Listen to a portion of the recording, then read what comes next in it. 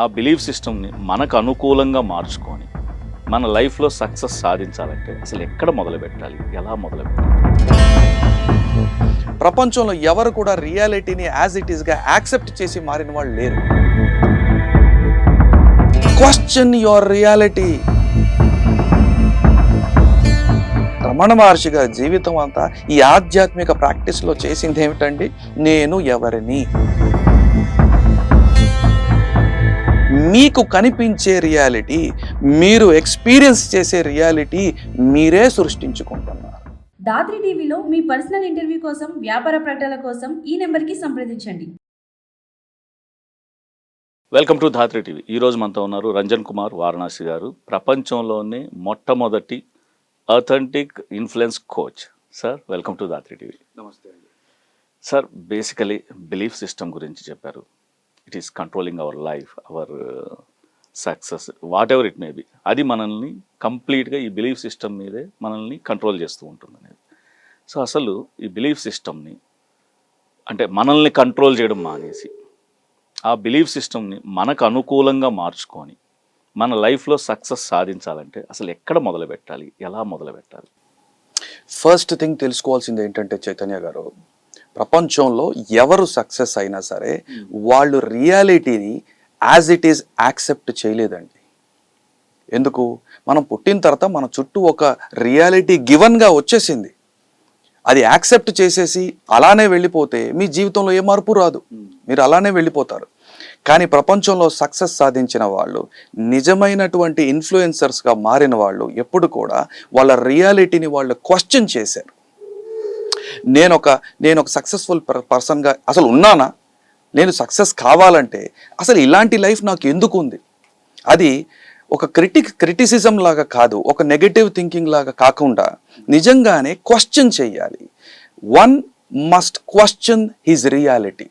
మన రియాలిటీ ఏదైతే మన చుట్టూ ఉందో, అది వ్యాపారం కావచ్చు, మన ఆర్గనైజేషన్ కావచ్చు, మన బిజినెస్ కావచ్చు, మన ఫ్యామిలీ పరిస్థితులు కావచ్చు, మన ఫైనాన్షియల్ పరిస్థితి కావచ్చు, అది ఆల్రెడీ ఎగ్జిస్టింగ్. ఆ ఎగ్జిస్టింగ్ దాన్ని మీరు యాక్సెప్ట్ చేసేసి నేను ఇలాగే ఉంటాను అని అంటే ఓ డిప్రెషన్లో ఉంటారు, లేదా అడ్జస్ట్మెంట్ లైఫ్ లీడ్ చేసేస్తారు. కానీ అలా అడ్జస్ట్ అవ్వకుండా ఉండాలనే కదా ఈ ప్రశ్న అడుగుతున్నారు. నేను మారాలి, నేను ఎదగాలి, నా వల్ల మరో 10 మంది బాగుపడాలనేటటువంటి ఎక్కడో చిన్న డిజైర్, ఓ తపన ఉండబట్టే ఈ ప్రశ్న ఫస్ట్ ఆఫ్ ఆల్ స్టార్ట్ అవుతుంది. ఇది స్టార్ట్ అయినప్పుడు తెలుసుకోవాల్సిన విషయం ఏమిటంటే, ప్రపంచంలో ఎవరు కూడా రియాలిటీని యాజ్ ఇట్ ఈస్గా యాక్సెప్ట్ చేసి మారిన వాళ్ళు లేరు. యాక్సెప్ట్ చేయాలి. ఏంటి? ఓకే, ఇలా ఉందా, ఇప్పుడు నా పరిస్థితులు ఇలా ఉన్నాయి, నా అర్నింగ్ ఇలా ఉంది, నా చదువు ఇలా ఉంది, నా కనెక్షన్స్ ఇలా ఉన్నాయి, నా బిజినెస్ నెట్వర్క్ ఇలా ఉంది, నా బిజినెస్ రిజల్ట్స్ ఇలా ఉన్నాయి, తెలుసుకోవాలి. కానీ ఆ నెక్స్ట్ ఏం చేయాలి? క్వశ్చన్ చేయాలి. ఆ రియాలిటీ ఎందుకు అలా ఉంది? అదంతా కేవలం నేను ఇంకొకరిని బ్లేమ్ చేయడానికి వాడతానా, లేదా ఇందులో నా పాత్ర ఎక్కడ ఉంది, నా పాత్ర ఎంత ఉంది? ఆ బాధ్యతని మనం స్వీకరించాలి.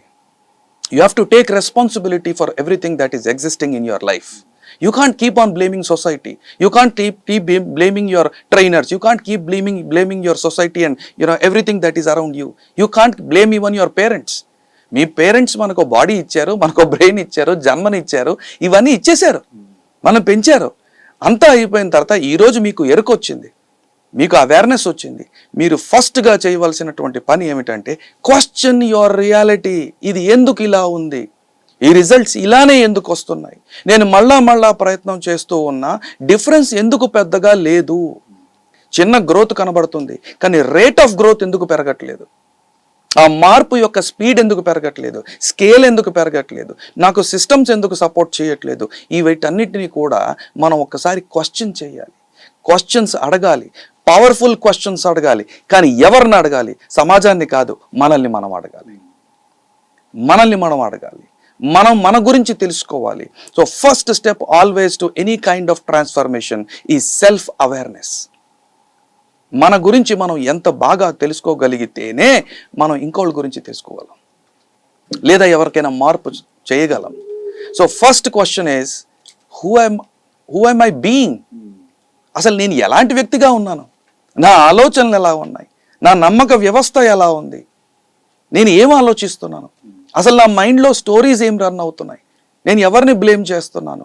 నేను ఎక్స్క్యూజెస్ ఎక్కడెక్కడ వాడుతున్నాను, రీజన్స్ ఎలా చెప్పేసుకుంటున్నాను, నా ఫెయిలియర్ని ఎలా జస్టిఫై చేసేసుకుంటున్నాను, ఎలా అడ్జస్ట్ అయిపోయిన లైఫ్లో. ఈ క్వశ్చన్స్ మనల్ని మనం అడగాలి.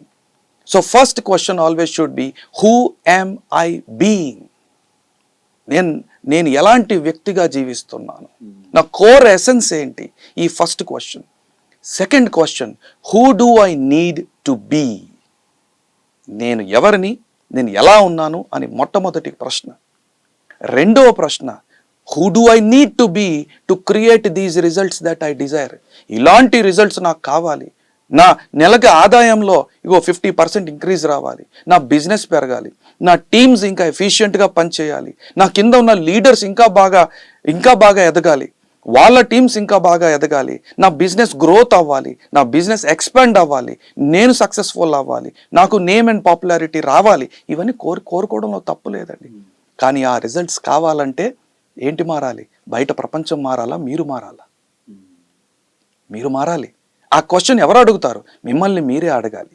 నేను ఇలాంటి సక్సెస్ని సాధించాలి అంటే, ఒక మహానుభావుడు ఎప్పుడో అన్నాడండి, అన్నిటికంటే ఎక్కువ శాతం పుస్తకాలు ఎక్కడ ఉంటాయి అంటే శ్మశానంలో ఉంటాయంట.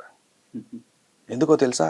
పుస్తకం రాస్తాను, నాకు ఒక పుస్తకం రాయాలని ఉందని ఎంతో కలలు కంటూ చనిపోతారు, కానీ వాళ్ళ మనసులో ఉన్నది ఒక పుస్తక రూపంలో కూడా రాయటానికి వాళ్ళ మనసు ముందుకు రాదు. వాళ్ళ విల్ పవర్ సరిపోదు. ఒకవేళ విల్ పవర్తో స్టార్ట్ చేసిన అది క్లోజ్ అవ్వదు, కంప్లీట్ అవ్వదు, ఎప్పటికీ మార్కెట్లోకి రాదు. ఎందుకు జరుగుతుంది? మీ లోపల ఉన్నటువంటి ఆ నమ్మక వ్యవస్థ, ఆ బిలీఫ్ సిస్టమ్ ఏదైతే ఉందో మీ చేత ఈ రిజల్ట్ని రానివ్వకుండా చేస్తుంది. ఆ రిజల్ట్స్ రావాలంటే మిమ్మల్ని మీరు అడగాలి, ఇలాంటి సృష్టిని నేను సృష్టించాలి అనంటే, ఇలాంటి రిజల్ట్స్ని నేను సృష్టించాలి అనంటే నేను ఎలాంటి వ్యక్తిగా మారాలి? ఈ ప్రశ్నలు అడగటం అనేది మొట్టమొదటి అడుగండి మార్పు వైపుకి. సో ఏదైతే ఈ బిలీఫ్ సిస్టమ్ ఉందో ఇంత చేంజ్ తీసుకొని వస్తుంది అంటున్నారు, రియాలిటీలో నిజంగా దీనికి అంత కంట్రోలింగ్ పవర్ ఉందా? ఎందుకంటే ఇట్ ఈజ్ రియాలిటీ, మనకు తెలుసు ఇక్కడ ఇంత అమౌంట్ ఉంది, నా క్యాపబిలిటీ ఇంత ఉంది, ఇవన్నీ ఫిక్స్డ్గా ఉన్న ఈ రియల్ లైఫ్ని ఏదైతే ఈ బిలీఫ్ సిస్టమ్ ఉందో దీన్ని ఎలా కంట్రోల్ చేస్తుంది? అంటే ఉంది, మనీ ఉంది, ఎఫిషియన్సీ ఉంది, బట్ ఆ చేసే ధైర్యం రావట్లేదు, లేకపోతే ఇంకోటో అన్నప్పుడు ఇదే కంట్రోల్ చేస్తుంది అనే దానికి అంటే బేసిక్ అంటే ఆ ఫండమెంటల్ పాయింట్స్ ఏంటి? చైతన్య గారు, రియాలిటీ ఏదైతే అనుకుంటున్నారో, ఒక చిన్న ఎగ్జాంపుల్ అండి. ఒకే మూవీ చూడడానికి 1000 మంది వెళ్తారు. ఆ మూవీ, ఆ సినిమా 1000 మందికి ఒకేలా అర్థమవుతుందా? అర్థం కాదు. ఒకే ఇన్సిడెంట్, ఒకలాంటి ఇన్సిడెంటే 10 మందికి జరుగుతుంది, కానీ ఆ 10 మంది దాన్ని ఒకేలా చూస్తున్నారా? ఒకేలాగా అవగాహన చేసుకుంటున్నారా? లేదు. మరి ఒకే రియాలిటీ ఎక్కడుందండి? అంటే there are 2 kinds of realities, objective reality, subjective reality. Objective reality, మీరు నాకు కనిపిస్తున్నారు, నేను మీకు కనిపిస్తున్నాను, బయటికి వెళ్తే ప్రపంచం అంతా మనకు కనిపిస్తుంది, ఇది ఆబ్జెక్టివ్ రియాలిటీ.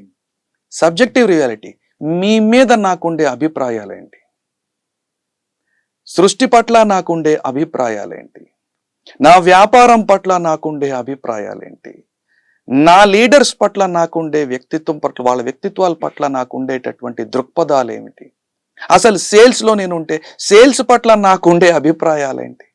నేను చాలా మందిని చూశానండి, సేల్స్లో టాప్ సక్సెస్ఫుల్ అయిపోవాలనుకుంటారు, పగలంతా వాళ్ళు ఎలా మాట్లాడతారంటే, నా గోల్ ఇది, నేను ఇలా రీచ్ అవ్వాలి, నేను ఇంతమందిని కలవాలి, ఇంతమందితో ప్రాస్పెక్ట్ చేయాలి, నేను ఇంత బిజినెస్ జనరేట్ చేయాలని. కానీ నిద్రపోయేటప్పుడు వాళ్ళు ఆలోచించాలి, ఈ సేల్స్ మార్కెట్ ఇంతే, మనం సేల్స్ చేయలేం, క్లయింట్స్ అందరూ దుర్మార్గులు, అసలు వాళ్ళు వినరు, మనం క్లయింట్స్ని నమ్మించాలి, అది చెయ్యాలి. ఈ భాష ఏదైతే వాడుతున్నారో ఈ భాషతో ఎంత కంట్రోల్ చేస్తున్నారండి వాళ్ళు. ఎక్కడ నడుస్తుంది ఇదంతా? మీ లోపల మీరు subjective రియాలిటీని మార్చేసుకుంటున్నారు.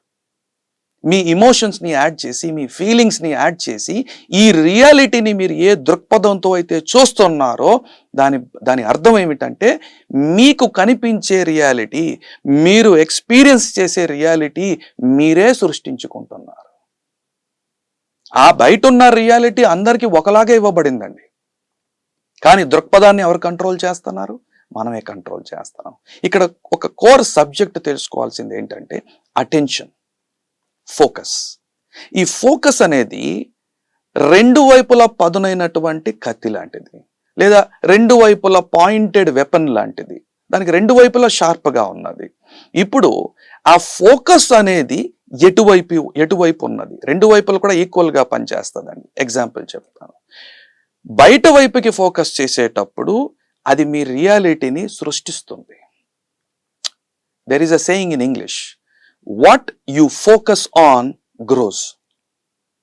What you focus on gross. మీరు దేని మీద అయితే ఫోకస్ చేస్తారో అదే పెరుగుతుంది. అది ఎలా పెరుగుతుంది? There is a science called science of psychocybernetics. Science of psychocybernetics ఏంటంటే, అది మీ లోపల ఒక రెటిక్యులర్ యాక్టివేషన్ సిస్టమ్ అని బ్రెయిన్లో ఒక ఫంక్షన్ని ట్రిగర్ చేయడం వల్ల మీరు దేన్నైతే ఫోకస్ చేస్తారో మీ ఎనర్జీ మొత్తం అటే డ్రైవ్ అయిపోతుంది. కానీ అది మంచిదే. మరి మీ రియాలిటీని మీరు ఎలా సృష్టిస్తారు? So creation starts from attention, focus. మీరు దేని మీద ఫోకస్ చేస్తున్నారు? ఈ ఫోకస్ అనేది బయట ప్రపంచం వైపుకు వెళ్తూ ఉంటే మీ రియాలిటీని మీరు సృష్టిస్తారు. కానీ అదే ఫోకస్ లోపల వైపుకి వెళ్తే, ఇన్సైడ్కి వెళ్తే అది ఎక్స్పాండ్ అవుతుంది. మీ అవేర్నెస్ ఇంకా ఎక్స్పాండ్ అయిపోతుంది, అది డిజాల్వ్ అవుతుంది. ఇక్కడేమో కాంక్రీట్గా మీ రియాలిటీని సృష్టిస్తారు. మీకు కావలసిన ఆస్తులు, మీకు కావలసిన బిజినెస్ రిజల్ట్స్, మీకు కావలసిన లీడర్షిప్, మీకు కావలసిన ఆర్గనైజేషన్స్, మీకు కావలసిన ఫ్యామిలీ లైఫ్, మీకు కావలసిన సక్సెస్, ఇవన్నీ బాహ్య ప్రపంచంలో లేజర్ లాగా మీ ఫోకస్ని మీరు షార్ప్గా అలా ఫోకస్ చేస్తే సృష్టించబడుతుంది. కానీ అదే ఫోకస్ లోపలికి మీరు డ్రైవ్ చేస్తే మీరు ఎక్స్పాండ్ అవుతారు. మీరు అప్పుడు అసలు నేనెవరిని, నేను ఎలా ఫోకస్ చేయగలుగుతున్నాను, నాకు ఈ శక్తి ఎక్కడి నుంచి వస్తుంది? రమణ మహర్షి ఒక అద్భుతమైన ఎగ్జాంపుల్ అండి. మన ఇండియాలో సెయింట్స్లో ఒకే ఒక ప్రశ్నతో సెయింట్ అయిపోయిన వ్యక్తి, God realized person, self actualized person అయిపోయినటువంటి ఒక ఎన్లైటెండ్ సోల్ రమణ మహర్షి గారండి. రమణ మహర్షి గారి జీవితం అంతా ఈ ఆధ్యాత్మిక ప్రాక్టీస్లో చేసింది ఏమిటండి? నేను ఎవరిని, హూ ఎమ్ ఐ, ఒక క్వశ్చన్ ఆయన జీవితాన్ని మార్చేసింది. కానీ రమణ మహర్షి ఒక ప్రశ్న అడగటం వలన కొన్ని లక్షల జీవితాలు మారాయండి, కొన్ని అద్భుతాలు జరిగాయండి. అది ఎక్స్పాన్సివ్ అవేర్నెస్. మీరు ఎప్పుడైతే లోపలికి కూడా ఆలోచించడం మొదలు పెడతారో, ఈ రిఫ్లెక్షన్ మొదలు పెడతారో, మీ రూట్స్, మీ పునాదులు బలంగా మారి ఆ బలం అనేది మీరు బయటికి ఫోకస్ చేసేటటువంటి వ్యాపారంలో, మీరు బయటికి ఫోకస్ చేసేటటువంటి రిజల్ట్స్ పై పడి మీ రిజల్ట్స్ ఇంకా బెటర్ రిజల్ట్స్గా ఇంప్రూవ్ అవుతాయి. ఆ పర్టికులర్ రియాలిటీని మీరు గుర్తించాల్సింది ఏమిటనంటే, మీరు షాలో లెవెల్ నుంచి వస్తున్నారా, డీప్ లెవెల్ నుంచి వస్తున్నారా?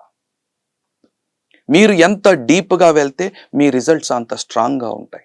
మీ రియాలిటీ మీకు నచ్చినట్టుగా ఉంటుంది. మీ రిజల్ట్స్ ఎంత షాలోగా ఉంటే మీ రిజల్ట్స్ అంతే షాలోగా ఉంటాయి. అప్పుడు మీరు ఇటు నుంచి అటు, అటు నుంచి ఇటు, ఇటు నుంచి పరిగెడుతూనే ఉంటారు. ఒక ట్రెడ్మిల్ మీద ఎక్సర్సైజ్ చేస్తున్నప్పుడు ఎలాగైతే పరిగెడుతూ ఉంటామో గుర్తించడం మర్చిపోతాం. మనం అక్కడే నిలబడున్నాం.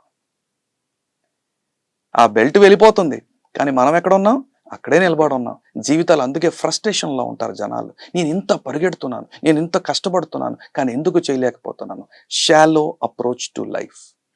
కానీ బిలీఫ్ సిస్టమ్ షాలో సిస్టమ్. ఆ బిలీఫ్ సిస్టమే మిమ్మల్ని షాలోగా ఉంచుతుంది అన్నప్పుడు మీరు బిలీఫ్ సిస్టమ్ మార్చుకుంటే కదా మీకు డీప్ అవేర్నెస్ వస్తుంది, డీప్ ట్రాన్స్ఫర్మేషన్ వస్తుంది.